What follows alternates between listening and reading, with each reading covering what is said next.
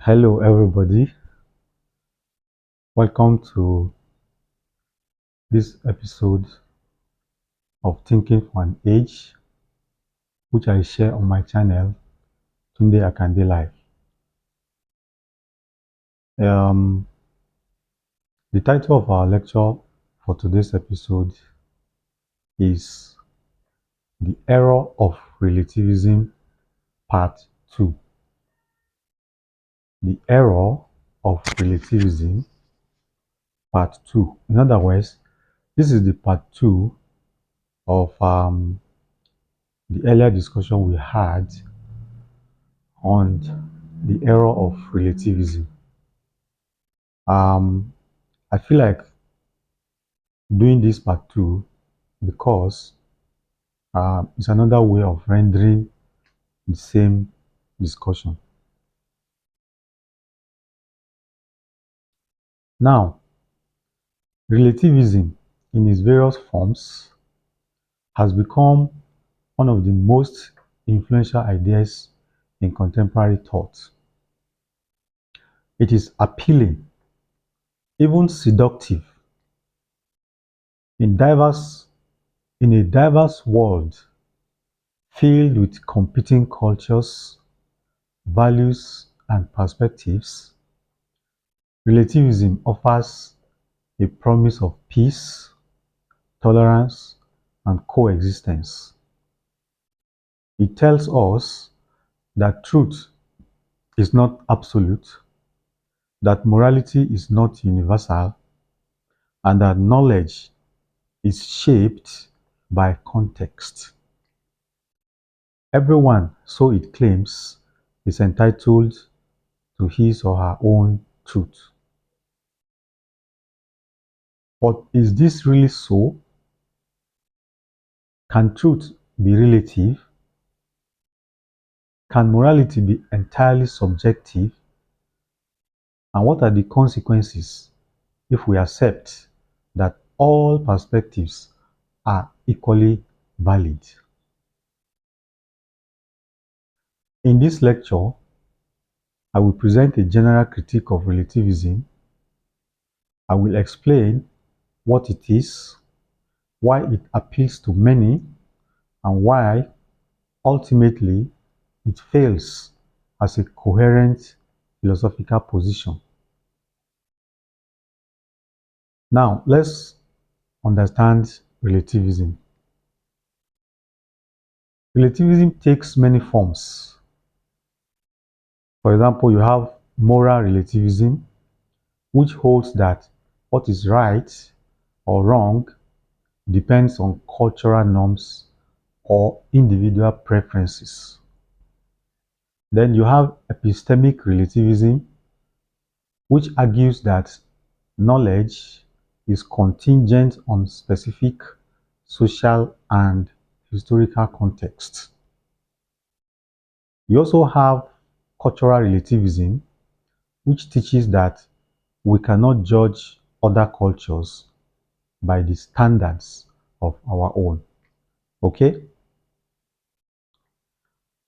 What unites all these views is a rejection of universality.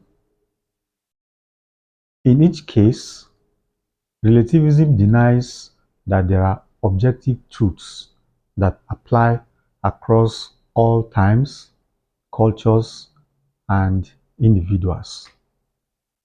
Instead, it posits that truth is created or constructed within a particular framework.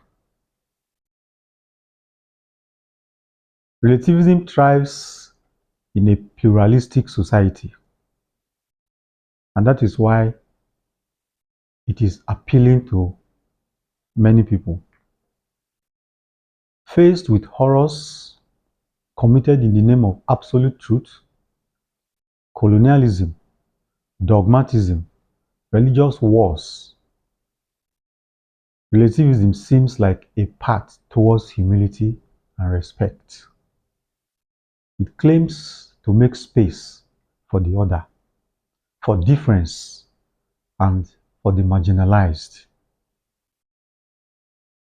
In education, it is often promoted as intellectual openness.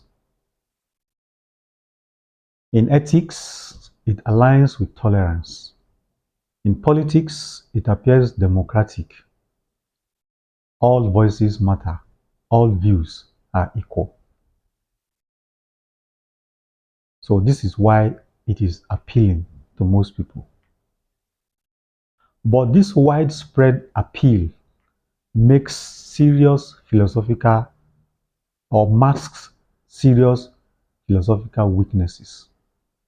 In other words, behind this widespread appeal lie serious philosophical weaknesses. Number one of these weaknesses, the internal contradiction of relativism. The most fundamental problem with relativism is that it is self-refuting. Consider the claim, for example, all truths are relative. Is that statement itself a relative truth? If so, then we have no reason to accept it because it might not be true for others. But if the statement is absolutely true, then it contradicts its own claim. So relativism contains an internal contradiction. Relativism, in asserting that there are no absolutes, ends up making an absolute claim. It collapses under its own logic. This is not merely a clever philosophical trick. It exposes a deep incoherence at the heart of the relativist worldview. Now, what could be the possible consequences of relativism if we uphold it? Beyond logic, relativism has serious practical consequences. In morality, for example, it will lead to moral paralysis. If every culture's practices are equally valid, then we lose the ability to criticize even the most egregious injustices such as genocide, slavery, oppression, and what have you. In science, it undermines the pursuit of objective knowledge. If empirical truth is just a narrative among others, then what distinguishes science from superstition? In law and politics, it risks replacing reasoned debate with the tyranny of feelings. If truth is whatever I believe it to be, dialogue becomes impossible and disagreement turns into conflict.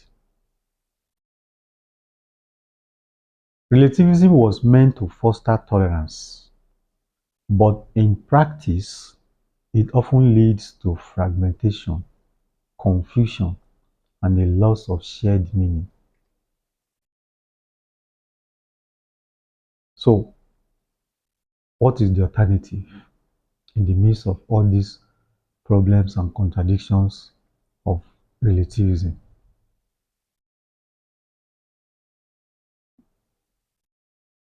Not authoritarian dogmatism, but a renewed commitment to objective truth.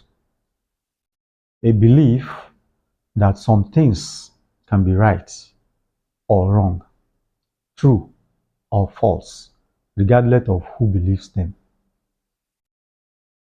Philosophers from Plato to Immanuel Kant have defended this position. Plato argued that justice is not a matter of opinion, but a reflection of a deeper reality. Kant, in his categorical imperative, proposed moral laws that apply to all rational beings. Objective truth does not mean infallibility. Please take note of that. When we say that there is objective truth, we are not saying that it connotes infallibility.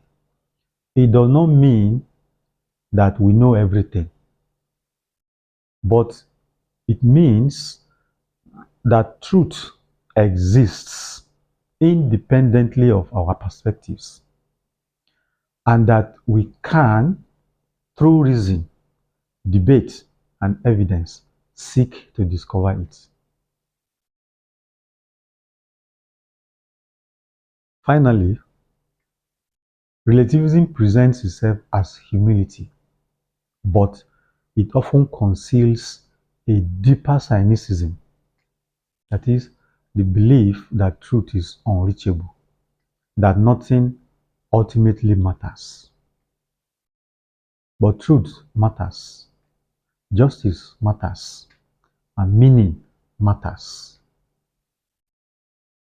To defend objectivity is not to be arrogant, but to believe in the possibility of shared understanding.